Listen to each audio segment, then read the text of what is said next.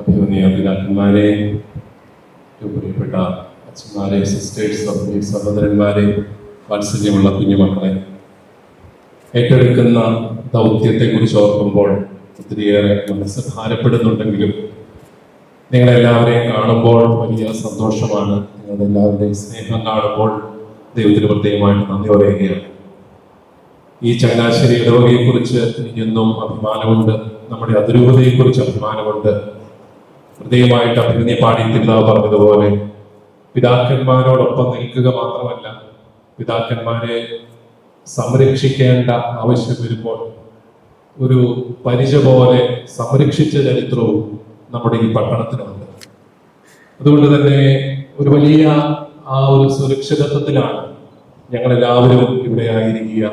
പിതാക്കന്മാരോട് നിങ്ങൾ കാട്ടുന്ന സ്നേഹത്തിന് പ്രത്യേകമായിട്ട് നന്ദി പറയുന്നു. നമ്മുടെ സഭയിൽ അത് ഒരു വലിയ ശക്തി തന്നെയാണ്, ഒരുമിച്ച് നിൽക്കുന്ന ഒരു സഭാ സമൂഹം.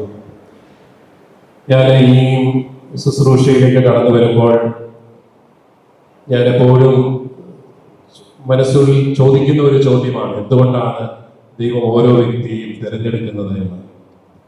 അതിനൊരു ഉത്തരം, ദൈവം നമ്മളെ കൂടുതലൊക്കെ വിശ്വസിച്ച് ഓരോ കാര്യങ്ങളെ ഏൽപ്പിക്കുകയാണ്. തിമോഥെയോസിന്റെ ലേഖനത്തിൽ ശ്ലീഹ പറയുന്നുണ്ടല്ലോ, നിന്നെ ഒരു ദൗത്യം ഏൽപ്പിച്ചുകൊണ്ട് ഞാൻ നിന്നെ വിശ്വസ്തനായിട്ട് കണക്കാക്കുകയാണ്. നീ വിശ്വസ്തനായി എന്നുള്ളതിന്റെ സർട്ടിഫിക്കറ്റ് ഒന്നുമല്ല, ഈ ദൗത്യം ഏൽപ്പിക്കുന്നത് കൊണ്ട് നിന്നെ അങ്ങ് വിശ്വസ്തനായി കണക്കാക്കുന്നു, അത്രയേ ഉള്ളൂ. വലിയ ഒരു ഔദാര്യം നമ്മളോട് കാട്ടുകയാണ്, നമ്മളെ ഓരോ ദൗത്യം ഏൽപ്പിച്ചുകൊണ്ട്. അതുകൊണ്ടാണ് ഓരോ ദൈവവിളിയും ദൈവം നമ്മളിൽ അർപ്പിക്കുന്ന വിശ്വാസത്തിന്റെ അടയാളമാണെന്ന് പറയുന്നത്. അതുകൊണ്ട് തന്നെ നമുക്ക് ഭയപ്പെടേണ്ട കാര്യമില്ല, കാരണം ഇത് ദൈവത്തിന്റെ സഭയാണ്. പരിശുദ്ധ ബെനഡിക്റ്റ് 16 പാപ്പ ഒരിക്കൽ പറയുകയുണ്ടായി, എനിക്ക് സഭയെക്കുറിച്ച് പ്രത്യേക പദ്ധതികളൊന്നുമില്ല, പദ്ധതി ദൈവത്തിൻ്റെതാണ്. നമ്മുടെ ജോലി ആ ദൈവിക പദ്ധതി എന്താണെന്ന് വിവേചിച്ചറിയുക മാത്രമാണ്. സ്വന്തമായ പദ്ധതികളൊന്നും നടപ്പാക്കാനുള്ള വ്യക്തികളല്ല മേലധ്യക്ഷന്മാര്, മറിച്ച് ദൈവത്തിന്റെ പദ്ധതി എന്താണ് ഓരോ കാലഘട്ടത്തിലും സഭയെ സംബന്ധിച്ചെന്നുള്ളത് വിവേചിച്ചറിഞ്ഞ് അത് നടപ്പിലാക്കാൻ ശ്രമിക്കുക എന്നുള്ളത് മാത്രമാണ് ദൗത്യം. ആ രീതിയിൽ നമുക്ക് എന്തെല്ലാം പ്രതിസന്ധികളുണ്ടെങ്കിലും നമ്മൾ ഭയപ്പെടേണ്ടതില്ല. അലറി വിളിക്കുന്ന കടലിന്റെ നടുവിലാണെങ്കിലും തോണിയിൽ കർത്താവുണ്ടോ എന്ന് നോക്കിയാൽ മാത്രം മതി. കർത്താവുണ്ടെങ്കിൽ പിന്നെ നമുക്ക് ഏത് കാറ്റിനെയും കോളിനെയും നേരിടാനായിട്ട് സാധിക്കും. ഈ നമ്മുടെ അതിരൂപത വലിയൊരു ചരിത്രമുള്ള അതിരൂപത. അഭിമന്യ ചാൾസ് നെവിഞ്ഞി പിതാവ് തുടക്കം കുറിച്ചു, അഭിമന്യ മാക്കിൽ പിതാവ്, അതിനെ തുടർന്ന് കുര്യാളശ്ശേരി പിതാവിലൂടെ ഇതൊരു രൂപതയായി ഉയർത്തപ്പെട്ടു. അഭിമന്യ കാളാശ്ശേരി പിതാവ്, അഭിമന്യ കാവകാട്ടി പിതാവിന്റെ കാലത്ത് ഇത് അതിരൂപതയായി. അഭിമന്യ പടിയറ പിതാവിന്റെ വലിയ ശുശ്രൂഷ നമുക്ക് 15 വർഷം ലഭിച്ചു. അഭിമന്യ പൗത്തിരി പിതാവിന്റെ സാന്നിധ്യം നമുക്കുണ്ടായി. അഭിമന്യ പെരുന്തോട്ട പിതാവിന്റെ വലിയ ശക്തമായ നേതൃത്വം ഈ കഴിഞ്ഞ 17 വർഷങ്ങളിൽ നമുക്കുണ്ടായി. അതുകൊണ്ട് തന്നെ നമുക്ക് നമ്മുടെ അതിരൂപതയെ കുറിച്ച് അഭിമാനിക്കാം. നമ്മുടെ അതിരൂപത ഒത്തിരി നല്ല അതിരൂപതയാണ്. ഈ പൊതുസമൂഹത്തിന് മുഴുവൻ വലിയ സംഭാവനകൾ നൽകിയ ഒരു സഭാ സമൂഹമാണ് നമ്മൾ. ചാൾസ് നെവിഞ്ഞി പിതാവ് കോട്ടയത്ത് നിന്ന് ചങ്ങനാശ്ശേരിക്ക് ആസ്ഥാനം മാറ്റുമ്പോൾ അതിനൊരു കാരണമായിട്ട് അദ്ദേഹം കണ്ടത് ഈ ദേവാലയമാണ്.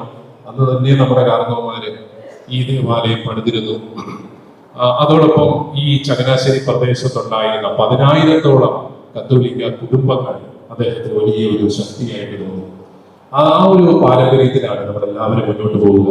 നമ്മുടെ നല്ല വൈദികര് എന്നും സഭയോട് കൂറുള്ള വൈദികരായി അവർ രൂപീകരിക്കപ്പെട്ടു. അഭിമന്യ പിതാക്കന്മാരെല്ലാം നമ്മുടെ വൈദിക ഗണത്തെ അങ്ങനെ രൂപപ്പെടുത്തി.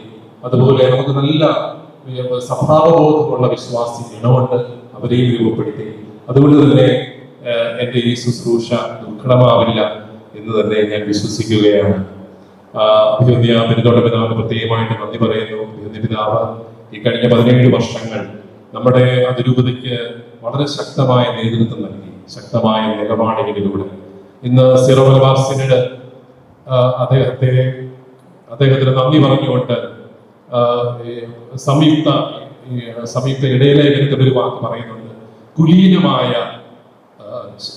കുലീനമായ ശാന്തത അഭിമന്യ പിതാവിനുണ്ടായിരുന്നു. എനിക്ക് തോന്നുന്നു ഈ കാലഘട്ടത്തിലൊക്കെ നമ്മുടെ സഭ ഒത്തിരിയേറെ പ്രശ്നങ്ങളിലൂടെയും പ്രതിസന്ധികളിലൂടെയും കടന്നുപോയപ്പോൾ അഭിമന്യ പിതാവിന്റെ കുലീനമായ ആ ശാന്തതയും ഉറച്ച നിലപാടുകളുമാണ് നമ്മുടെ സഭയെ ഉലയാതെ കാത്ത് കൊണ്ടുപോയത് എന്നുള്ളത് നമുക്ക് നന്ദിയോടുകൂടി ഓർക്കണം.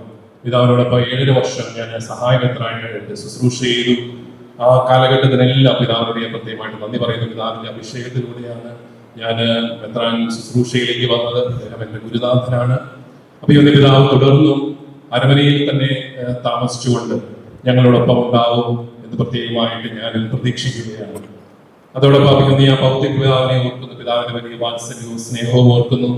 അഭിമന്യ ജോർജ് കോച്ചേരി പിതാവ് നമുക്ക് എന്നും വലിയൊരു പിന്തുണയാണ്. പിതാവ് ഒരുപക്ഷെ മാതൃരൂപതയെ എത്രമാത്രം സ്നേഹിക്കുന്ന ഒരു മെത്രാൻ, പ്രത്യേകിച്ച് വത്തിക്കാന്റെ ഡിപ്ലോമാറ്റിക് സർവീസിലൊക്കെ ജോലി ചെയ്ത് തിരിച്ചു വന്ന് മാതൃരൂപതയ്ക്ക് വേണ്ടി തന്റെ ജീവിതം ഒഴിഞ്ഞു വെക്കുകയാണ് അദ്ദേഹത്തിന് പ്രത്യേകമായിട്ട് ഞാൻ സ്നേഹപൂർവ്വം നന്ദി പറയുന്നു.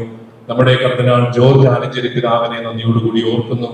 അദ്ദേഹവും എന്നും ഒരു മാർഗദർശിയായിരുന്നു, വഴികാട്ടിയായിരുന്നു.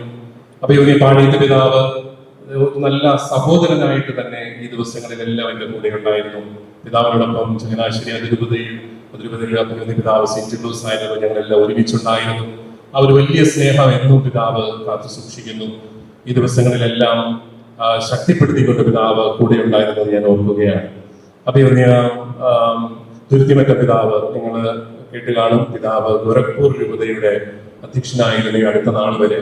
ഗോരഖ്പൂർ എന്ന് പറഞ്ഞ ഉത്തർപ്രദേശ് മുഖ്യമന്ത്രി ആദിത്യ യോഗിയുടെ മണ്ഡലമാണ് ഗോരഖ്പൂർ. അവിടെയാണ് അദ്ദേഹത്തിന്റെ ആസ്ഥാനം. ഞാൻ അവിടെ പോയി പിതാവിന്റെ അച്ഛന്മാരെ മുഴുവൻ ഒരാഴ്ച ധ്യാനിപ്പിച്ചു. അതൊരു വലിയ മിഷൻ അനുഭവമായിരുന്നു. അവിടെ നമ്മുടെ വൈദികരും നമ്മുടെ സിസ്റ്റേഴ്സും ഒക്കെ ചെയ്യുന്ന ശുശ്രൂഷകൾ അത് വളരെയേറെ മഹത്തരമാണ്. അതോടൊപ്പം സാഗർ രൂപത അധ്യക്ഷനാണ് നമ്മുടെ തന്നെ പ്രിയപ്പെട്ട അധികളം പിതാവ്. അവരെല്ലാം നമ്മൾ നന്ദിയോടുകൂടി ഓർക്കുകയാണ്. ഈ അവസരത്തിൽ ഇത്രയും മനോഹരമായിട്ട് നിങ്ങൾ ഈ ഒരു സ്വീകരണം സംഘടിപ്പിച്ചതിന് നന്ദി പറയുന്നു. ഈ കത്തീഡ്രൽ ഇടവകയുടെ വികാരിയച്ഛൻ ബഹുമാനപ്പെട്ട ജോസ് കൊച്ചുപറമ്പിലച്ഛനോടും അതുപോലെ വികാരി ചണ്ടാളച്ചന്മാരോടും എല്ലാവരോടും നിങ്ങളോട് എല്ലാവരോടുമുള്ള നന്ദി ഹൃദയപൂർവ്വം ഞാൻ പ്രകടിപ്പിക്കുകയാണ്. നിങ്ങൾ സ്വീകരിക്കാൻ കൂടെ വന്നാൽ മാത്രം പോരാ, ഇനി തുടങ്ങുന്നതേ ഉള്ളൂ. ഇനിയുള്ള നാളുകളിൽ എല്ലാവരും സ്നേഹത്തോടു കൂടി കൂടെ നിൽക്കണം എന്ന് പ്രത്യേകമായിട്ട് ഞാൻ അഭ്യർത്ഥിക്കുന്നു. അതോടൊപ്പം നമ്മളെല്ലാവരും കുർബാനയിൽ മെത്രാന്മാർക്ക് വേണ്ടിയിട്ട്, പിതാക്കന്മാർക്ക് വേണ്ടി പ്രാർത്ഥിക്കുന്നുണ്ട്. ആ പ്രാർത്ഥന ഹൃദയപൂർവമായ ഒരു പ്രാർത്ഥനയാണ്. കാരണം ഇത്രയും വലിയ ഒരു സമൂഹത്തെ നയിക്കാൻ, ആത്മീയമായിട്ട് നയിക്കാൻ, ഒരു പക്ഷേ ഭൗതികമായിട്ട് നയിക്കാൻ കുറച്ചുകൂടി എളുപ്പമായിരിക്കാം. ആത്മീയ മേഖലയിൽ നയിക്കുക അത് വലിയ പ്രതിസന്ധികളും അല്ലെങ്കിൽ വെല്ലുവിളികൾ നിറഞ്ഞ ഒന്നാണ്. അതുകൊണ്ട് തന്നെയാണ് വിശ്വാസികൾ മുഴുവനും മെത്രാന്മാർക്ക് വേണ്ടി പ്രാർത്ഥിക്കുന്നത്. എല്ലാവരും തുടർന്ന് പ്രാർത്ഥിക്കണം. നിങ്ങൾക്ക് വേണ്ടി ഞാനും തീർച്ചയായിട്ടും കൂടുതൽ പ്രാർത്ഥിക്കും എന്ന് ഉറപ്പ് നൽകുന്നു. എല്ലാവരുടെയും, നിങ്ങളുടെ എല്ലാവരുടെയും വലിയ നന്മയ്ക്ക്, വലിയ ഔദാര്യത്തിന് നന്ദി പറഞ്ഞുകൊണ്ട് നിങ്ങളെല്ലാവരെയും ദൈവം സമൃദ്ധമായി അനുഗ്രഹിക്കട്ടെ എന്ന് പ്രാർത്ഥിച്ചുകൊണ്ട് ഞാൻ എന്റെ വാക്കുകൾ സമ്മതിക്കും. അതുപോലെ നമ്മൾ ഇന്ന് ഇവിടെ ഓടിയെത്തിയ ജനപ്രതിനിധികളെ കൃത്യമായിട്ട് 3 MP-മാരുണ്ട്. കോട്ടയത്തിന്റെ പ്രിയപ്പെട്ട MP നമ്മുടെ കൊടിക്കുന്നിൽ സുരേഷ് സാറുണ്ട്. അതുപോലെ നമ്മുടെ രാജ്യസഭാംഗം Jose K Mani sir, Anto Antony MP ഉണ്ട്. അതുപോലെ നമ്മുടെ ചങ്ങനാശ്ശേരിയുടെ പ്രിയപ്പെട്ട MLA ജോ മൈക്കിളുണ്ട്. അതുപോലെ 3 MLA-മാരുണ്ട്. നമ്മുടെ രാഷ്ട്രീയ നേതാക്കൾ വന്നിട്ടുണ്ട്.